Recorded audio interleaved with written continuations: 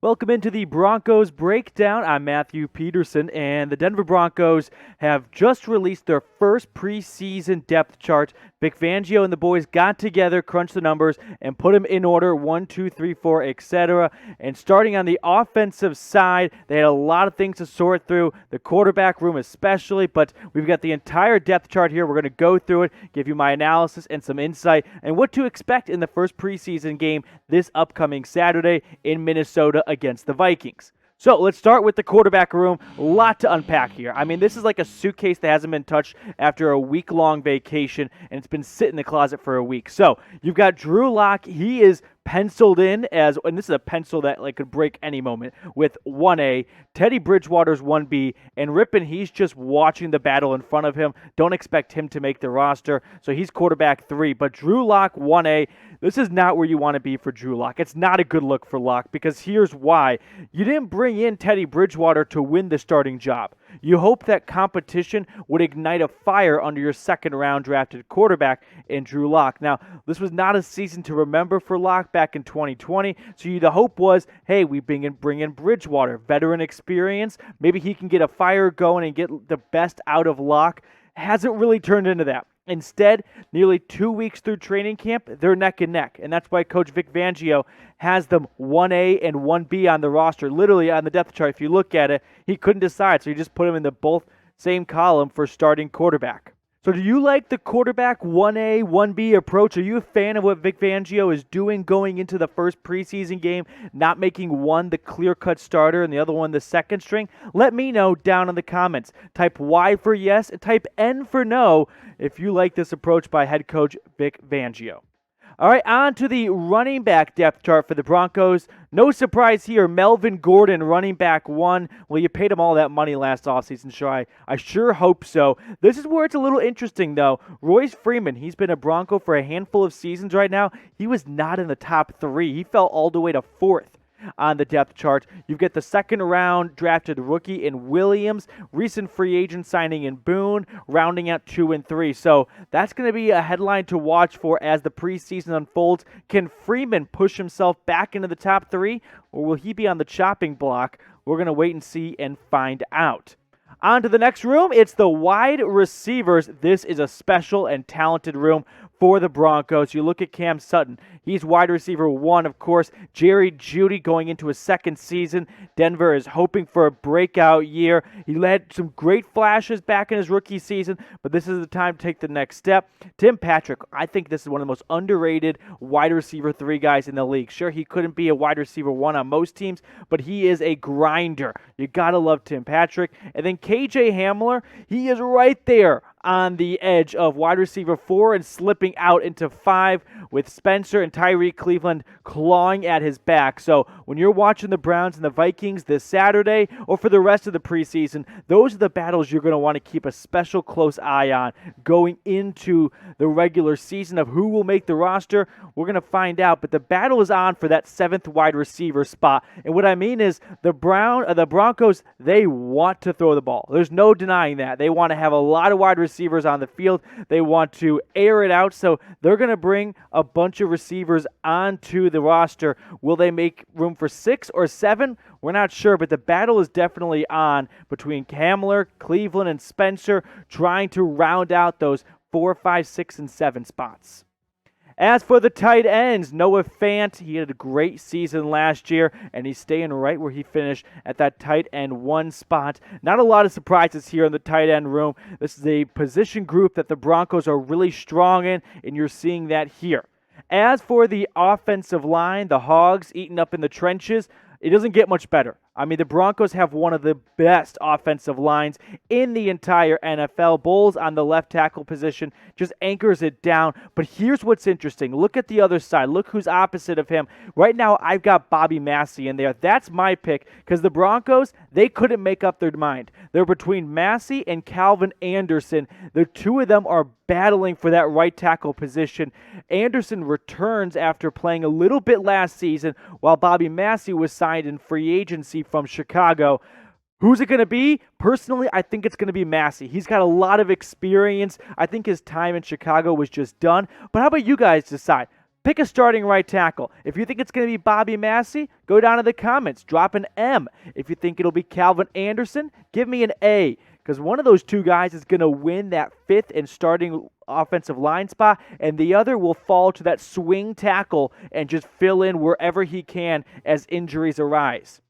As for the fullbacks, you got to love the fullbacks. People say they're out. No, I say they're in. They're still hanging around. Talk to Andrew Beck about that. He's fullback 1 right now for the Broncos. And right now, Denver, they like to run the ball, but not nearly as much as the fullback position would call for. So they probably will turn Beck into more of a hybrid fullback and tight end, more of a Swiss Army knife.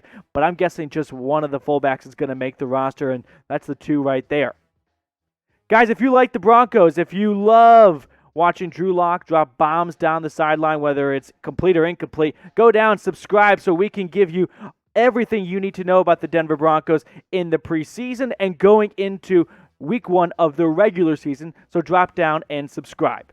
Head coach Vic Fangio of the Denver Broncos released the defensive depth chart as well earlier this week, and it's giving us a lot to look at and a lot to take in. So let's break it down. Let me give you my analysis on all the picks and everything he made and where he slotted different people as we go into the first game of the preseason against the Minnesota Vikings on the road this Saturday. Who's leading the way? Well, probably not playing in the game, but it's Von Miller. That's right, Von Miller finally returns after missing all of 2020, injured his ankle in the preseason, missed every single game, but he's back and healthy as ever. And meanwhile, on the other end, it's Bradley Chubb, and this is what I'm really excited about. You look at these two right here. Miller missed all of 2020. Chubb only played 4 games in 2019. You got to go back to 2018. The last time these two guys were really on the field for a whole season together. So it's going to be great to see that linebacker core of Denver get back to full strength. So let's play a game, guys. Over-under time here. 20 sacks for Chubb and Miller combined. Can they do it? Can they get over? Or will they get under and just fall short? Let me know in the comments. Give me an O for over and give me a U for under if you think these two duos, this duo can get over 20 sacks in this season. As for the defensive line, the 3 up in the middle, this is not much of a conversation in terms of heavy battle here. It was pretty well known going into training camp what 3 players would be here, and surprise, surprise, they're right where we thought they would be. Now, as for the backups, that's where it's a little more of the X's and O's and some battling going on there. You look below Jones, you've got Spencer. He's trying to hold on to a roster spot right now, but seeing him at that number 2 defensive end position, that's good news for him. What's interesting for me, though, look at Williams right in that nose tackle position. Him and Mack, they're going to go at it all preseason long. I only expect one of the 2 of them to make it, so when you're watching Denver take on Minnesota this Saturday, look for those 2 players. That's going to be a fun conversation to watch. But hey, guys, is this the best interior defensive line in the AFC West? I'm trying to go through the rest of them in terms of the skill level. You look at the Oakland Raiders, sure, they just picked up Gerald McCoy, but he's a fine wine that maybe isn't aging all that well. Kansas City, Frank Thomas, his future's a little bit unknown. He plays more of that edge position too. And then you look at the Chargers, sure, Bosa's amazing, but I also put him on the edge, not so much inside, although you can really put him wherever you wanted to, but this is one of the best interior defensive lines in the AFC for sure. Talking about one of the best rooms, how about the defensive backs? That's right, the Broncos have invested heavily. You know why? Because you're playing Patrick Mahomes, Justin Herbert 4 times a year. So if you can't get to him, which you can with Miller and Chubb, how about you really make it difficult for his receivers, too? You picked up Kyle Fuller in free agency. He's CB1. Then you've got Ronald Darby as well, CB2. And then the top 10 overall pick from this past draft, Patrick Surtain II. He's going to sit right behind Fuller. I'm going to guess they're going to weave him in more because guess what? When you play the Chargers, when you play the Chiefs and the Raiders, they're going to throw a lot of heavy wide receiver units at you. So you need 3 to 4 corners and dime packages on the field. Bryce Callahan, been a Bronco for a couple of years right now. He kind of knocks down and holds down that nickel position. And then in the back line, you got the safeties, Kareem Jackson and Justin Simmons. No, not much surprise there. I mean, those two guys are complete studs, so of course they're going to be right there. But watch P.J. Locke for me. Strong safety backup. He's trying to hold on to a roster spot. That'll be fun to watch throughout the preseason.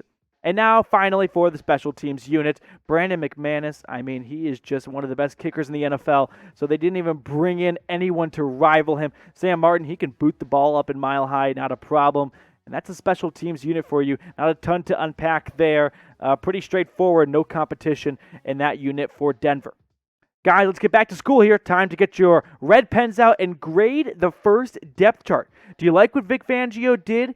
Let me know. Go down below. Scale it for me. 1 to 10. 1 being, this is the worst depth chart ever. We're going 0-17. Yeah, you got to get used to saying 0-17 now. Or 10, we're going 17-0. Let me know down in the comments. Share this video, and we'll see you guys later here on the Broncos Breakdown.